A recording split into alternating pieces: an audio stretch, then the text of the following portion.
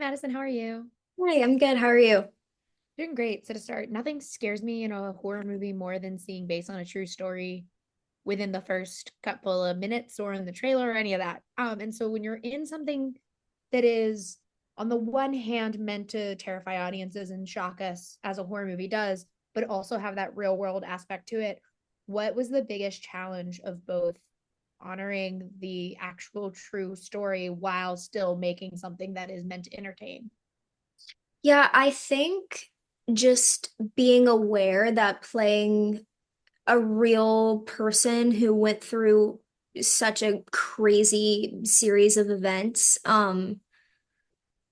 that comes with a responsibility and having those conversations early on. I remember me and our great director, Warren Skills, talking about that and how we were going to have that be the focus of the film before we even started production. One aspect that I really love about the story is that we never even see the the man's face. It's very much told from the perspective of Annie, very much focused on her subconscious and her thoughts and what she's going through. So I think just being aware of that and having those conversations early on helped me a lot to portray her in a honest way and stay true to the story.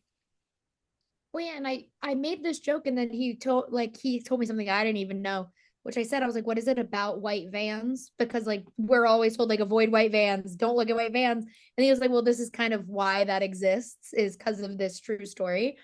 When you're in something like that, and it's like now we have the cultural fear of a white van with the actual history of it.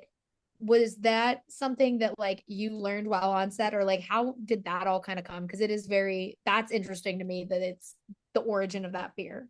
Yeah, definitely. That was a new piece of information to me too. I had obviously heard the urban legend of, don't go near a white van, white vans are scary, yada yada yada, but I never knew that it stemmed from a real man and who committed, multiple these atrocious acts and did most of that from a white van. So it was a new piece of information to me too, and it just made it 10 times scarier, in my opinion. Yeah, don't love that it's real and not just like we think white vans are creepy. Yeah. But I also like that this movie, certain historical fictions as they were tend to glorify the like act of these men versus the actual victims. And I like that it is told from a victim's perspective, and we get to spend a little bit more time with actual victims versus the man in question. And for you, playing a role like that, how important was it for you to make sure that like that fact was really kind of driven throughout this movie? Oh, yeah, so important. I mean, it was one of my favorite aspects of the script. I mean, even in the early stages, the first version of the script, it was still true to that. And it was as soon as I got brought on and had these conversations with Warren and the producers, they stated that from the very beginning, that this is a story about Annie, it's about the victims. We never see the killer's face. If anything, the van is really more of a character that, you know, as Annie, I played opposite the van quite a bit before it was even an interaction with me and the killer.